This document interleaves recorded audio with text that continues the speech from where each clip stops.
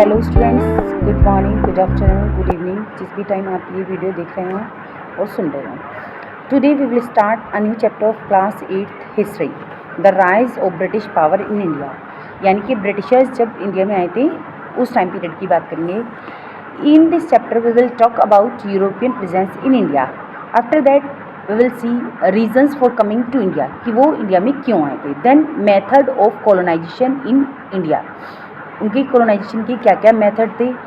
Then we will read about battle of Plassey, then battle of Buxar, dual administration system of Britishers in Bengal, then British military campaigns in India, and then we will talk about the alliances and annexations. At last we will read about structure of administration. तो introduction से start करते हैं। सबसे पहले हम बात करेंगे कि यूरोपियंस इंडिया में कब आए। अराउंड 18th सेंचुरी बहुत सारी सिग्निफिकेंट इवेंट्स हुई वर्ल्ड में। उनमें एक घटना थी इंडस्ट्रियल रिवोल्यूशन, जो इंग्लैंड में आया था। इसके बाद ये यूरोप के दूसरे पार्ट्स में भी स्प्रेड हो गया। अब आपने इंडस्ट्रियल रिवोल्यूशन के बारे में पढ़ा जो इंग्लैंड में आया था, और दूसरे discovery of new sea route भी पढ़ा था, है ना। 7th क्लास में पढ़ा था आपने, जो एक पुर्तगीज़ ने डिस्कवर किया था, वास्को दा गामा ने। कब किया था? 1498 में। इसके रिज़ल्ट ये हुआ कि इंग्लिश, फ्रेंच, पुर्तगीज़, डच वो भी इंडिया में ट्रेड पर्पज़ से आए। दूसरी, उन्होंने इस रूट का यूज़ मिशनरी एक्टिविटीज़ के लिए भी किया। इंडिया में बहुत सारी मिशनरी एक्टिविटीज़ भी हुई, उसके लिए भी उन्होंने किया। क्या आपको पता है जो मॉडर्न पीरियड इंडियन हिस्ट्री में स्टार्ट हुआ था वो यूरोपियंस के पावर में आने के बाद से हुआ, है ना। इस चैप्टर में हम पढ़ेंगे कि जब ब्रिटिशर्स इंडिया में आए तो उसका क्या इम्पैक्ट पड़ा पॉलिटिकल, इकोनॉमिक और सोशल स्पेयर्स। यहाँ मैं आपको एक क्वेश्चन और देती हूँ प्रिंट कलर का। Why did the companies prefer coastal areas to set up their trading centres? Now will talk about reasons for coming to India. Europeans और जो ब्रिटिशर्स थे वो इंडिया में क्यों आए थे? Europeans and the British traders initially came to India for trading purpose. वो यहाँ पर ट्रेडिंग पर्पज़ से आए थे, व्यापार करने आए थे। उन्होंने बहुत सारे अपने ट्रेडिंग सेंटर्स एस्टेब्लिश किए इंडिया के डिफरेंट पार्ट्स में, specially near by the coastal areas. ये सेंटर्स जो थे ये फैक्ट्रीज कहलाते थे। उनमें जो कंपनीज में ऑफिशियल्स वर्क करते थे उन्हें फैक्टर्स कहा जाता था। इंडस्ट्रियल रिवोल्यूशन आने के कारण जब वहाँ पर यूरोप में मैन्युफैक्चरिंग यूनिट्स बनी तो उन्हें रॉ मटेरियल की मतलब डिमांड इंक्रीज़ हुई ब्रिटेन में।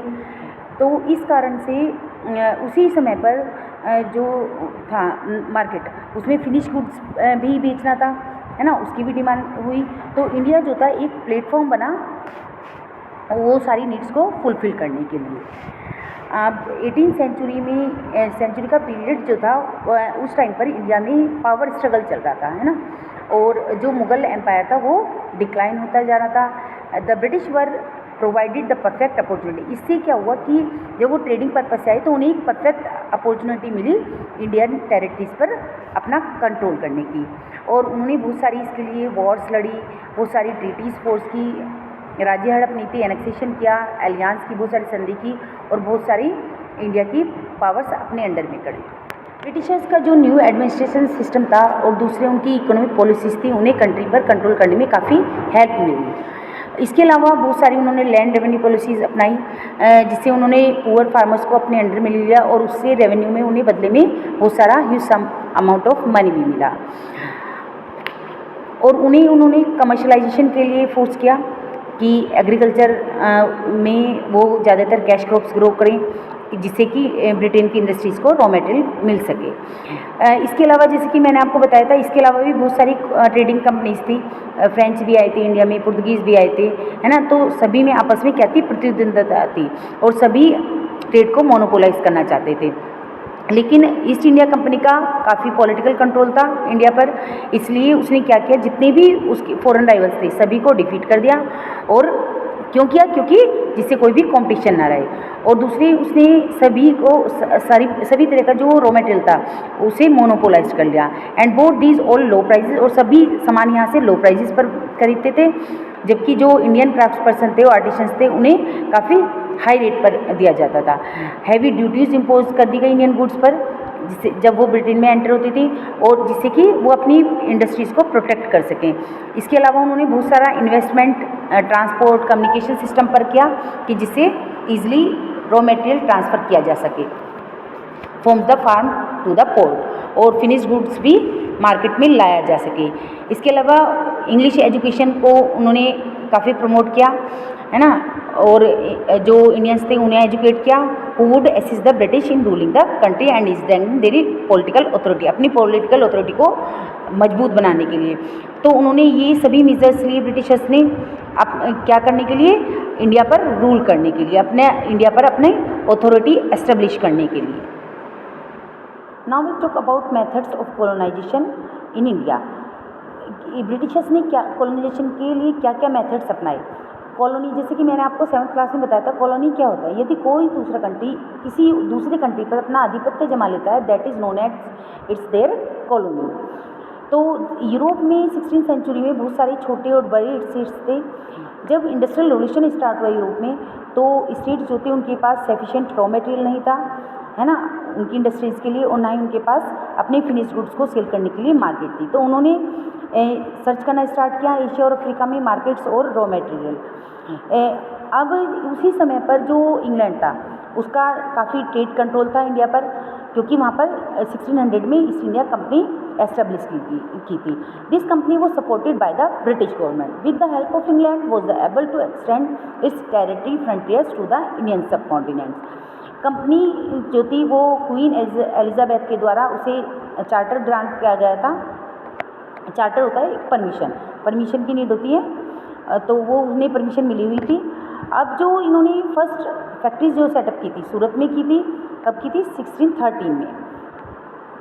After that in 1615 sir Thomas Roy जो थे उन्होंने मुगल एम्पर जहांगीर, क्योंकि उस टाइम पर मुगलों का शासन था, तो उन्होंने और फैक्ट्रीज सेटअप करने की परमिशन ले ली थी, आगरा में, अहमदाबाद में और भरूच में। उनका जो मोस्ट इम्पोर्टेंट सेटलमेंट था वो साउदर्न कोस्ट मद्रास में था। उन्होंने वहाँ पर एक फैक्ट्री फोर्टिफाइड की थी जिसका नाम फोर्ट सेंट जॉर्ज था। उनकी फर्स्ट प्रोप्राइटाइज जो थी इंडियन सॉइल पर कंपनी थी। ग्रेजुअली जो कंपनी थी वो अपना ट्रेड नेटवर्क एक्सपेंड करती जा रही थी। उसी समय पर जो ईस्ट इंडिया कंपनी थी काफ़ी वेल एस्टेब्लिश हो गई थी। It also help succeeded in eliminating the other rival European powers from India. उसी समय पर जो डेंस थे, पुर्तगीज थे, डच थे, वो भी ट्रेड वर्क के लिए आए थे, as I have told you, and only the British and French remained. अब उन्होंने उन सभी को डिफीट कर दिया था, और कौन दो बचे थे, केवल फ्रेंच और ब्रिटिशर्स रह गए थे। उनमें ट्रेडिशनल राइवल्स होते, क्लैशेज आ रहे थे ट्रेड इंटरेस्ट को लेकर, तो उनने बहुत सारी वॉर्स लड़ी जिसे कार्नेटिक वॉर कहा गया। ये वॉर जो थी अबाउट 20 ईयर्स, इसे फिनिश होने में 20 ईयर्स लगी, 1746 से 1763 तक चली। आफ्टर दैट कोई भी उनका डिसिसिवली नहीं बचा था। फ्रेंच जो थे काफ़ी वीक हो गए थे, और उन्होंने जो ब्रिटिशर्स थे उन्होंने काफ़ी पावर्स सीज कर ली थी, political power embodied by the lack of competition in trade. अब उनके पास कोई भी कंपटीशन नहीं था, तो ब्रिटिशर्स जो थे उन्होंने अपना जो पॉलिटिकल इंटरफेरेंस था इंडियन रूलर्स में इंटरफेयर करना स्टार्ट कर दिया था।